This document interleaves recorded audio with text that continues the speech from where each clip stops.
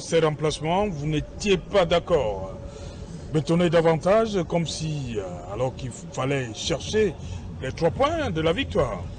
Oui, je pense que le discours, dès le retour des vestiaires, a été rapidement saisi par les joueurs parce que vous avez vu, il y a eu l'égalisation qui est venue très rapidement et ça a donné un punch supplémentaire aux Lions des Notables du Cameroun qui, avec une forte pression et le fait d'être en supériorité numérique, ont véritablement épuisé l'adversaire.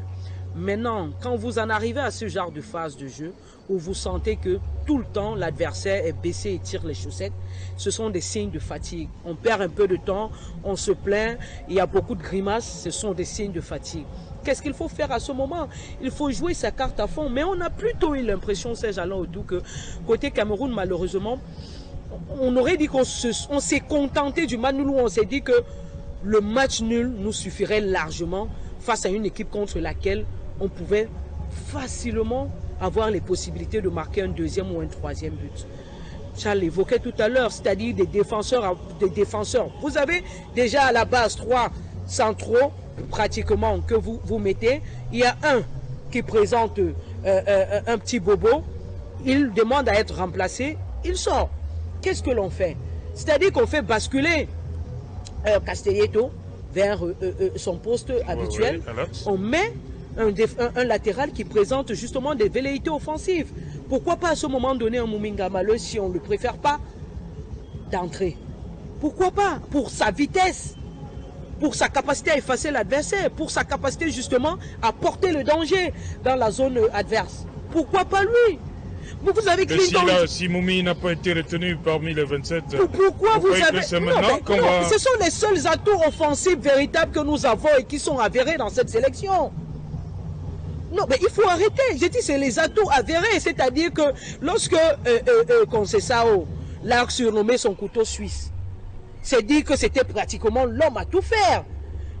L'arrivée de Song a produit également la bonne forme et les belles performances de Bryan Mbeumo qui arrivait fraîchement dans cette sélection nationale. Mais malheureusement, Bryan n'est plus là aujourd'hui.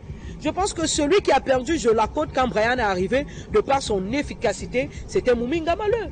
Et je vous l'ai dit, il a laissé un certain nombre de choses derrière. Il s'est dit, il veut jouer au football, il est un professionnel. Et il a prouvé la vitesse de Mouminga Maleu, sa percussion, son sens vers l'avant, le dribble aurait pu nous aider aujourd'hui. Quid de la vitesse d'un joueur comme Clinton Dji?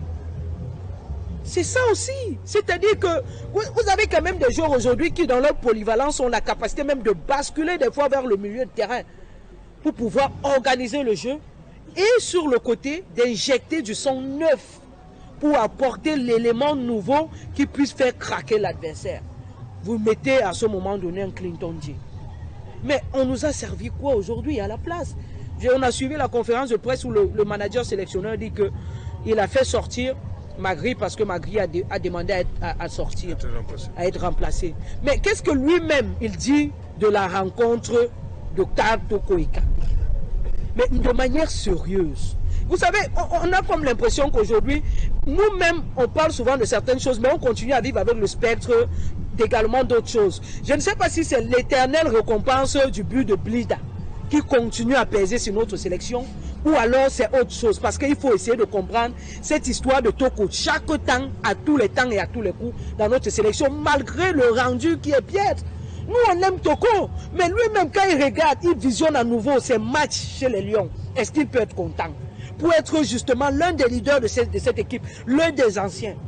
Mais il faut injecter la jeunesse. Quand on a parlé par exemple de ceux qui sont jeunes et qu'on nous a présentés comme de fins techniciens, le jeune Jongwe ne pouvait pas jouer aujourd'hui pour apporter un peu justement de grimta, un peu plus de mayonnaise à ce milieu de terrain avec des petits gris-gris comme on en voit un peu dans d'autres équipes là dans ce milieu.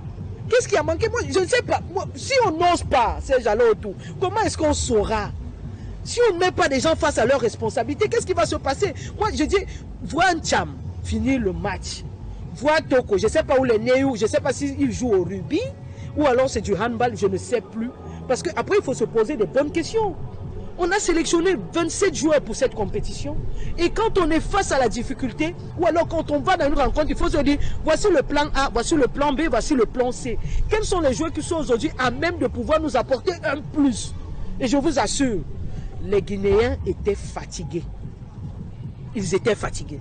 Un peu plus de percussion, un peu plus de vitesse, un peu plus d'exécution dans les gestes, on aurait peut-être fait mouche.